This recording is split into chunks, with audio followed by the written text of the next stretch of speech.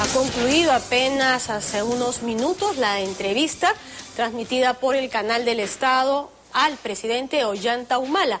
Ya se encuentran también con nosotros los congresistas Marta Chávez y Mauricio Mulder, con quienes vamos a conversar después de ver un extracto de algunas de las intervenciones del jefe de Estado. Vamos con ese breve resumen. No hay todavía un ofrecimiento de venta.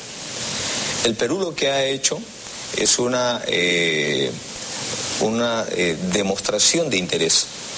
¿Para qué? Para poder tener acceso a los libros de Repsol y ver realmente de qué se trata. Pero de allí no hay más. Y la decisión que tome el gobierno, cuando haya que tomar una decisión, ¿no?, será una decisión basada estrictamente, escrupulosamente en el aspecto económico, en el aspecto comercial, no en aspectos ideológicos. Además de esto, los requerimientos que nosotros pondremos es que primero, Petroperú no puede ir solo, tiene que ir acompañado de inversión privada y como accionista minoritario. Esto para hacer un control y garantizar el mínimo de riesgo que puede tener Petroperú. Candidato a la presidencia que dice una cosa, otro que dice otra cosa, está bien que digan lo que quieran, yo simplemente tengo que proteger el Estado, la democracia, el Estado de Derecho, generar confianza. Entonces, que un señor o una persona hable de persecución política realmente me parece poco serio, porque las persecuciones políticas eran pues a una agrupación por un tema ideológico, no por un tema de investigación, de orden delictivo, etcétera. Hablar que en el gobierno se está instaurando una política de autoritarismo, de falta de respeto a la democracia, yo la verdad que creo que la población no se la debe creer, porque estamos trabajando duro en construir el tema de la democracia. La presidenta no lo van a presionar, ni mediáticamente, ni con diatribas, etcétera. Yo no me voy a dejar presionar por ese tipo de cosas. Tomaré la decisión, a partir de que me llegue el informe, me tomaré mi tiempo y tomaré una decisión. Puede ser el mismo día o puede ser una semana después, ya veré. El informe que me entreguen refleje la verdad. Esa es mi preocupación. Ella es mi compañera, pero no cogobierna, ni la han elegido para ser presidenta. El presidente soy yo, pero es una activista de las políticas sociales que viene llevando a cabo el gobierno.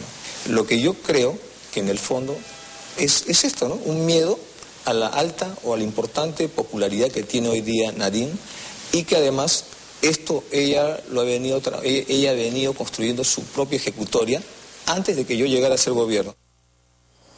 Bueno, estos son algunos de los extractos de esta larga entrevista. Congresista Marta Chávez, ¿qué sensación le dejó, digamos? Hacía muchísimo tiempo que no se escuchaba hablar al jefe de Estado. Sí, bueno, creo que es como si no hubiera hablado, porque en realidad no hemos encontrado ninguna definición. Sobre el tema de Repsol no se sabe todavía si van a comprar o no van a comprar. Pero digamos, se deja claro que Petroperú, hay interés de Petroperú de intervenir. Digamos, sí, pero lo malo es que todos los analistas señalan que ese negocio, si no es rentable para Repsol, menos va a ser rentable para el Estado. Y de otra parte, iluso el señor Humala, el presidente, pensar de que va a haber privados interesados en ser socios mayoritarios del Estado para asumir un proyecto que no es rentable para quien lo tiene en estos momentos. Entonces, parece como que descolocado el presidente, ¿no? En los otros temas, y además también es cierto, el periodista no ha sido acucioso de ninguna manera. Creo que con otro periodista se hubiera podido sacar una entrevista mucho más jugosa, porque han habido cosas que el señor Humala se ha quedado a medio camino, e incluso ha recibido una pregunta que lo ha salvado de la respuesta anterior, no lo han repreguntado. Entonces yo creo que es una entrevista improductiva desde mi punto de vista del ciudadano que necesita tener definiciones, y en el caso de la además señora... que era un momento importante, ¿no? Así es. Mauricio, en tu caso, ¿cuál ha sido tu impresión? Porque digamos, se estaba esperando que saliera y aclarara un montón de temas. Sobre todo había la preocupación a si ya Humala había dado un giro hacia el Polo Rojo. Bueno, salió justamente a no aclarar nada, ¿no? A hacer más de lo mismo. Para eso hubiese seguido con la estrategia de los últimos días de decir no voy a contestar nada, ¿no? Porque es exactamente lo mismo.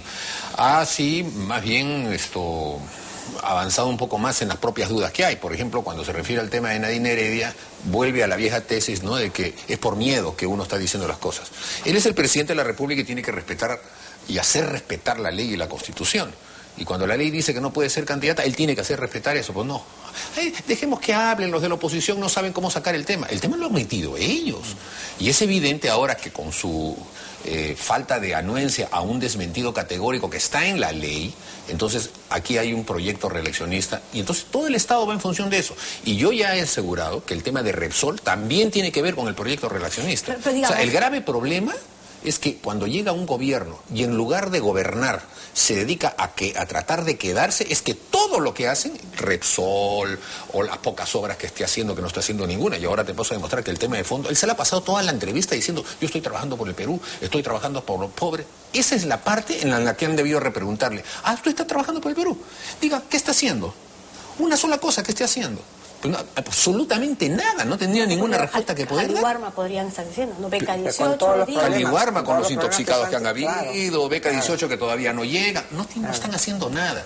Todas las obras paralizadas, no hay ningún proyecto que tenga permisos de los ministerios, ninguna carretera que estén haciendo. Y la economía, ese es el tema, la economía se está desacelerando y es un grave peligro. Este tipo de cuestionamientos de repente es a lo que él podría estar refiriéndose como que la política ha descendido a un nivel de chacota, porque eso es lo que ha dicho también el presidente. Más bien la chacota a veces el presidente la utiliza, por ejemplo, cuando manda a pasear a los periodistas que le están preguntando cosas serias y él se hace el gracioso y sale por la tangente.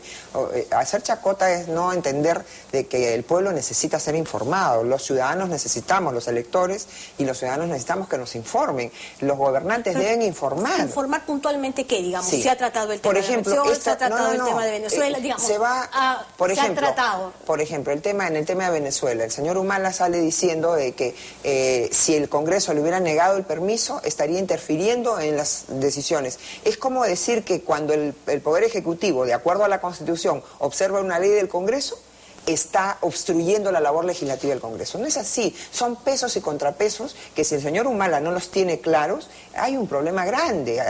Los asesores jurídicos del Estado deben decirle al señor Humala, señor, el hecho de que usted dirija la política exterior no significa que el Congreso no tenga una atribución para en algunos casos, eventualmente como en negarle el viaje cuando es inconveniente para los intereses del país, involucrarse en una situación que no está clara, como él mismo lo admite, ¿no? Entonces, yo creo que al señor Humala le falta una serie de cosas claras, ¿no?, en relación a su propia gestión. En el caso de Repsol, ha respondido de alguna manera contribuido a estas señales de alarma que se están dando en diferentes sectores políticos, empresariales. Sin duda. ¿Ha contribuido a calmar las aguas? No creo. Mira, lo que ha sucedido esta semana es la demostración del desorden en el que está el gobierno, ¿no? El día martes sale el presidente del Consejo de Ministros y el ministro de Economía y le dicen al país: el gobierno no tiene interés en este tema, es una eventualidad, pero en ningún momento se ha planteado, no lo estamos discutiendo.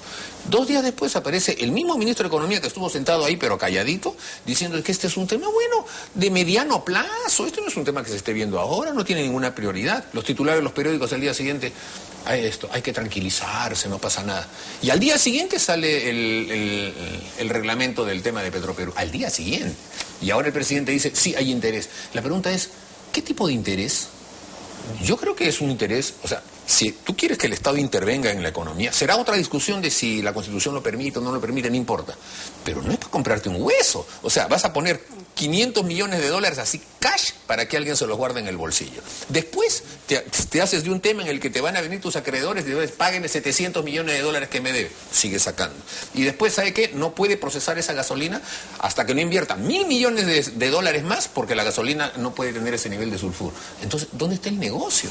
El negocio está en que se va a quedar en el bolsillo de alguien. No, ya ha quedado claro el interés. No, y además, nuestra experiencia nos dice, muy reciente nos dice, cuando Petroperú ha sido eficiente en los años del gobierno militar y en la década de los 80, por favor. se necesitó privatizar porque no teníamos grifos más que de Petroperú.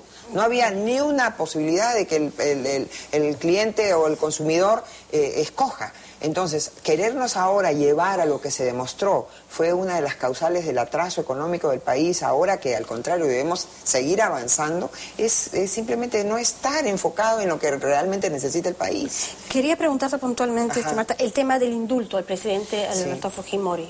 Sí, bueno, digamos, está claro que ahí se va a tomar su tiempo y que también tiene todo el derecho del mundo a hacerlo, ¿no? Tiene derecho en el sentido de que no existen normas que señalen un plazo, pero sí existe, no señalan un plazo para el indulto, pero sí hay una norma genérica del adulto mayor que señala que los trámites que presentan los adultos mayores tienen preferencia de atención. Por lo tanto, no es cierto que tampoco pueda esperar el sueño de los justos. Es más, lo que sí me tranquiliza es que el señor Humala diga, reitere que él es el que tiene que tomar la decisión, porque se han escuchado voces por ahí diciendo que la comisión de indultos, si da una opinión negativa, van a poner en el archivador eso. No, él tiene, lo positivo de eso es que él está seguro, y así es constitucionalmente, que el presidente de la República es el debe decir sí o no, pero sí también tiene que ser razonable, proporcional, toda autoridad tiene que serlo, ¿no? Entonces, él tiene que saber que de acuerdo a los fundamentos del pedido del indulto, que es una situación de enfermedad, que es progresiva, él tiene una urgencia. No es porque alguien le ponga un plazo, porque la naturaleza de las cosas le ponen ese plazo, que además es un plazo razonable, ¿no? Y ya para concluir, el tema del expresidente Alan García, donde él ha señalado que no hay ningún tipo de persecución, ni que la megacomisión esté sirviendo como un instrumento político. Las respuestas. Bueno, yo lo que he visto es que Ollanta Humala está muy atento, muy fijo en todo lo que hace, dice y opina Alan García. Creo que el posicionamiento nuestro, no por acción ni número, como digamos primeros vectores de la oposición, es un tema que al gobierno le interesa bastante. Y bueno, ese es el tema de su estrategia.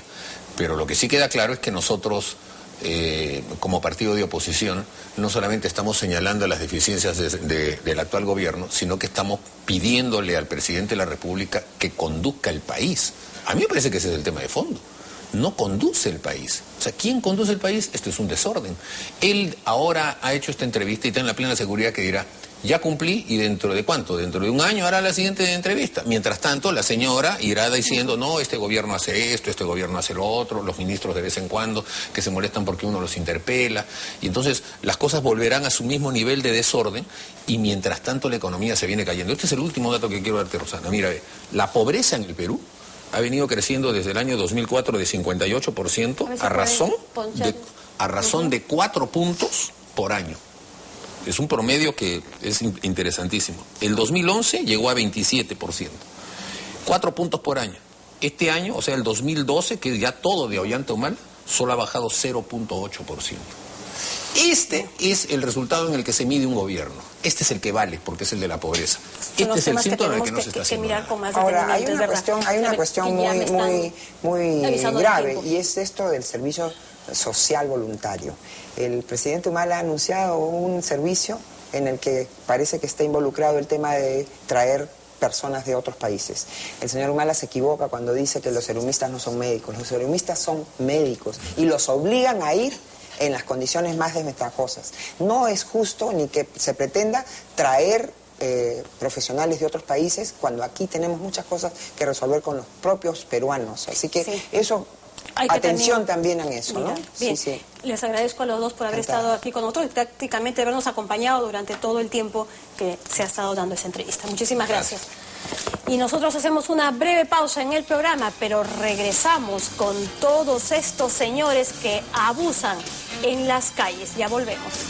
Prepárese, abróchese los cinturones, que este top 7 se las trae. Tranquila. Acá se puede pagar todos los carreros. Paradero prohibido. Dice cuando no hay tráfico, no hay tráfico. Panorama de Panamericana Televisión es el único medio de la región que se encuentra en Corea del Sur. Estoy exactamente en la frontera entre Nor y Sur Corea.